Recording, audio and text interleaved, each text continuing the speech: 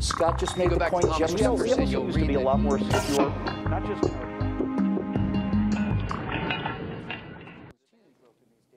Hi, everybody. Welcome to Trifecta. I'm Bill Whittle, and this is our last three-part trifecta before the midterm elections. So since it's the last three-part trifecta before the midterm elections, I thought we would dedicate this three-part trifecta to the midterm elections.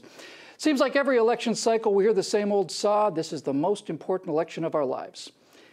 This coming election is not the most important one of our lives. The last election was. And that's why this one matters, though, because today, in part one, we're going to look back at the history of this progressive meltdown and see how the planet-healing Peace Prize light worker became what he is today, which is, President Ebola. In part two, we'll look forward to what might happen in the lamest lame duck presidency of all time. And in our members-only part three, Steve, Scott, and I will talk about our own personal highs. Oh, who am I kidding? We'll talk about what we thought were the defining moments on the road to this meltdown. So let's bring in our stalwart lads to give the history of the last 6 years, shall we? Gentlemen, you can remember, of course, the crowds back in Berlin, and we can remember the fake Greek temple, and some of us, that would be you, Scotty, because Steve was drunk and I was in a medically induced coma, remember the first inauguration, but then came Beergate and Fast and Furious and Benghazi, and then I will inform Vladimir and Red Line in Syria, and I never said you could keep your health plan, and ISIS and the JV team, and now it's Ebola in America. So, Steve, let's start with you. President Obama was at a fundraiser a few days ago, and after people waited for hours to see him, it appears that once he got talking towards the end of it, people just started to get up and file out of the building. I think we have a still here somewhere. Apparently, people were leaving right in the middle of the president's speech while he was still talking. I just had no idea that there were that many racists left in America, apparently. But that's it in a nutshell, isn't it, though, Steve? This was the man who was going to heal a post-racial America, and he's become the most racially divisive American president in living memory. Yeah, I don't want to avoid your question, but I don't want to talk about race.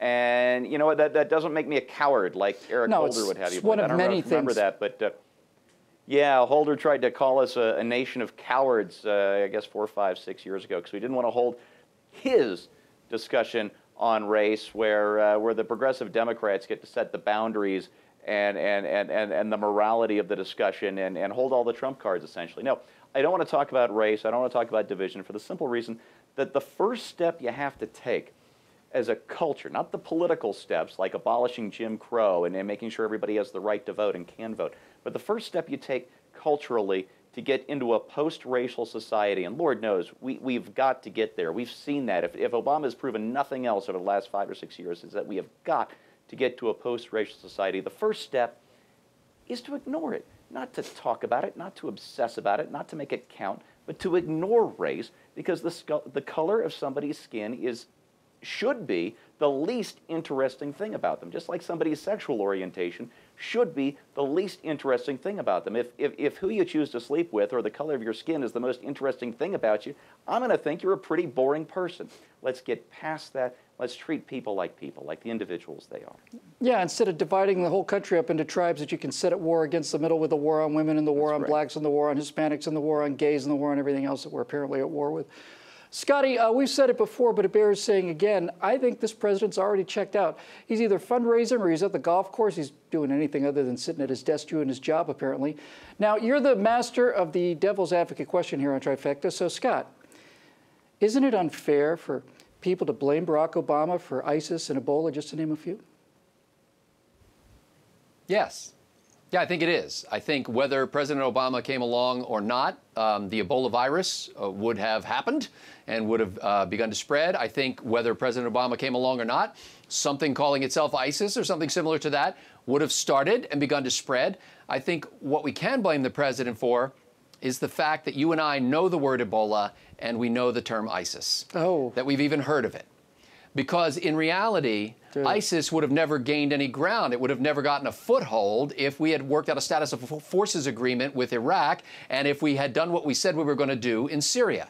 And so it has become a force to be reckoned with thanks to the fertilizer provided by the White House. And the same thing with Ebola. The problem with Ebola wasn't that a disease. I mean, diseases have ravaged the planet from time to time. It happens. And in the past, they were much worse than they are now. But the problem was we had a president who basically stood up and said, Well, we don't have to worry about it here in the United States, and planned accordingly. And so now we have to worry about it in the United States. And by the way, Bill Whittle has done a terrific video about this, about actually how little we have to worry about it in the United States. But what bothers me is the disingenuousness of this president, who is, essentially saying that none of this is his fault after making a big deal about what a hero he was in dealing with each of these problems. That's a great answer, Scotty. I got to tell you, when you started, got a little switch under the table here with a little piece of det cord that cuts the connection to either one of these guys if they go too far off the reservation. I had my finger on the button, but I didn't have to push it.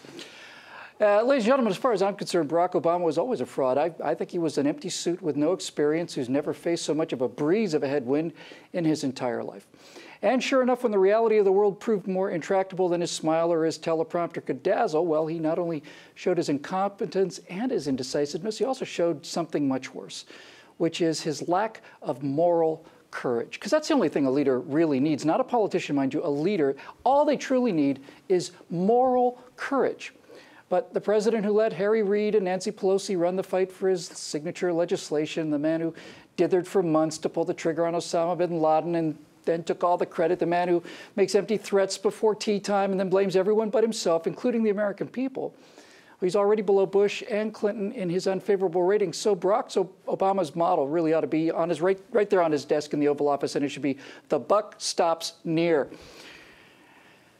And we have 2 more years to go. So getting out to vote this week, first week in November, can make a huge difference in terms of what those last 2 years might look like. We'll take a look at that in part 2.